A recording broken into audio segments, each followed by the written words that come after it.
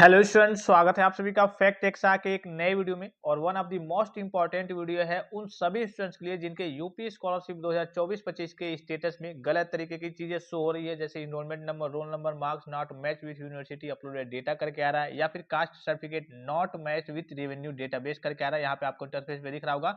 यहाँ पे सबसे पहले आप ऊपर देखिए, other than inter scholarship and fee reimbursement season 2024-25 data for verification on 6/2/2025, यानी कि 6 फरवरी 2025। और यहाँ पे आपको दिख रहा होगा number of suspected students, number of suspected scrutiny and PFMS suspected. ये उन सभी बच्चों की लिस्ट है जिनका डेटा वगैरह सस्पेक्ट पाया गया है। अब ये लिस्ट आपको मिलती कैसी है, कैसे देखना होता है, यहाँ पे मैं आपको सारी चीजें बता दूं।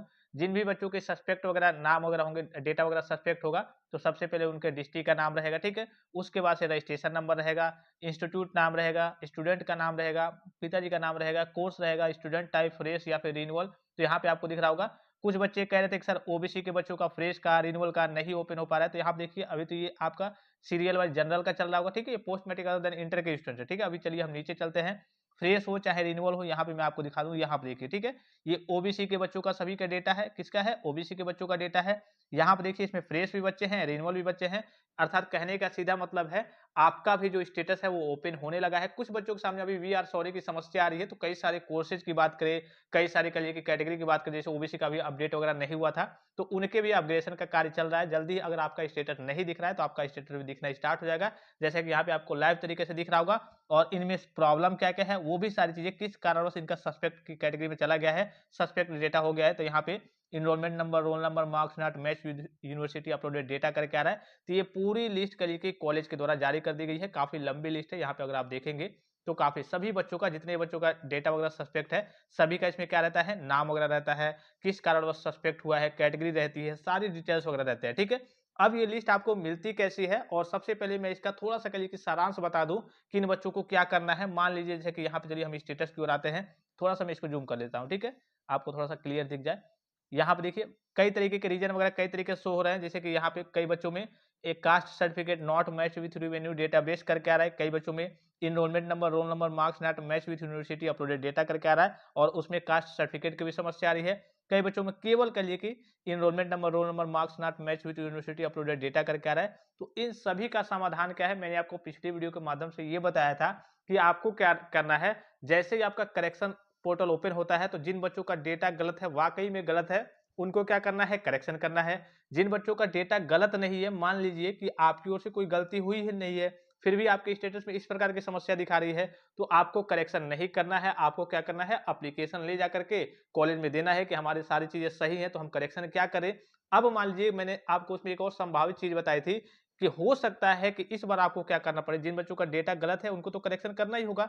जिन बच्चों का डेटा सही है उनका भी जैसे पोर्टल ओपन होता है, तो उनको कुछ नहीं करना है, बस करेक्शन के पोर्टल को ओपन करना है। उसको करिए ऐसे ही ऑटोमेटिकली, बस उसमें कुछ संशोधन नहीं करना है, ऐसे ही सबमिट कर देना है। जैसे ही सबमिट करेंगे आपको फाइनल प्रिंट हार्ड कॉपी आपको मिल जाएगी। उस हार्ड कॉपी को आपको लेना है, और जो भी आपने डॉक्यूमेंट्स पहली बार लगाए थे, जो स्कॉलरशिप का फॉर्म जमा करते समय लगते हैं, उसको लेकर के कॉलेज में ले जाकर के सबमिट करना है। तभी आपका कल के आगे का पोर्टल वगैरह ओपन होगा, आपका फॉर्म वगैरह कॉलेज से वेरीफाई होगा, फिर फॉरवर्ड होगा, फिर डीडब्ल्यू लेवल पे आपका पोर्टल ओपन होगा, वहां से आपके फॉर्म का जांच होगा, उसके बाद से वो आपका वेरिफिकेशन हो जाएगा। ये मैंने आपको संभावित चीज बताई थी कि हाँ इस बार ऐसा हो सकता है, और यही कॉलेज के द्वारा अपडेट आ रही है। कई सारे बच्चे मेरे पास मैसेज भी किए हैं, सर मेरा डेटा वगैरह तो गलत वगैरह है ही नहीं, और कॉलेज वाले कह रहे हैं कि करेक्शन करके हार्ड कॉपी को कॉलेज में सबमिट करो। तो जैसे आपके कॉलेज वाले ये जो लिस्ट आई है विशेष कॉलेज के द्वारा है, ऐसी ही लिस्ट आपके कॉलेज के द्वारा बन के आ गई होगी। तो आप अपने कॉलेज के कांटेक्ट में रहेंगे, सस्पेक्टेड डेटा की लिस्ट वगैरह को आप मांग लेंगे कि मेरा नाम है या फिर नहीं। अगर आपका उसमें नाम होगा तो वो जैसे आपको निर्देशित करें वैसे आपको करना है। वो करेक्शन के लिए कहेंगे तो आपको करेक्शन करना है। अगर वो कहेंगे कि हाँ आप केवल एप्लीकेशन दे दीजिए, मैं पिछली बार की स्थिति बता रहा हूँ, ऐसे ही ये जो आपको समस्या दिख रही होगी, जो पुराने स्टूडेंट्स होंगे, रिन्यूअल वाले स्टूडेंट्स होंगे, वो जानते होंगे। इनरोलमेंट नंबर वाली समस्या बहुत सारे बच्चों के सामने आती है। Enrolment number, roll number, marks not match with university uploaded data करके बहुत सारे बच्चों के सामने इस प्रकार की समस्या आती है, ठीक है। तो इसका ये हुआ था कि जिन बच्चों का डेटा गलत था इसमें उनका करेक्शन हुआ था, जिन बच्चों का डेटा गलत नहीं था, अब भाई वो करेक्शन क्या करेंगे, तो उनको क्या कहा गया था कि केवल आप कॉलेज में एक एप्लीकेशन दे दीजिए, जो एप्लीकेशन मैंने आपको पिछली वीडियो में बताया है कि कैसे आपको एप्लीकेशन लिखना है। उसी फॉर्मेट में एक एप्लीकेशन लिख के वो एप्लीकेशन कॉलेज में जमा होता है, लेकिन वो जो एप्लीकेशन आप लिखे होते हैं वो एप्लीकेशन आपके डीडब्ल्यू के लिए रहता है। आप चाहें तो डायरेक्टली विकास भवन जाकर के भी दे सकते हैं, क्योंकि बच्चों को वहां पे नहीं जाने दिया जाता है कि बहुत भीड़ लग जाती है।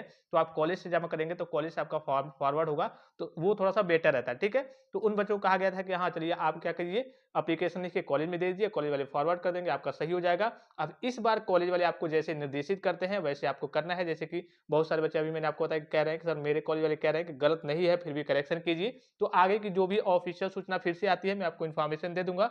अभी फिलहाल आप अपने कॉलेज के कांटेक्ट में रहिए और वहां से अपनी सस्पेक्टेड लिस्ट वगैरह मांग लीजिए कि हाँ आपका डेटा वगैरह, आपका नाम वगैरह सस्पेक्टेड लिस्ट में आया है या फिर नहीं। ऊपर में आपको फिर से एक बार दिखा दूं, यहाँ पे आपको दिख रहा होगा, यहाँ पे देखिए ऊपर दिख रहा होगा other than inter and fee reimbursement, scholarship and fee reimbursement season 2024-25, data for verification as on 6/2/2025, number of suspected scrutiny and PFMS suspected, सभी स्टूडेंट्स का यहाँ पे नाम वगैरह और स्टेटस में किस प्रकार की गड़बड़ी है वो भी शो करके यहाँ पे दिखाया गया है। पूरी लिस्ट वगैरह जारी हुई है।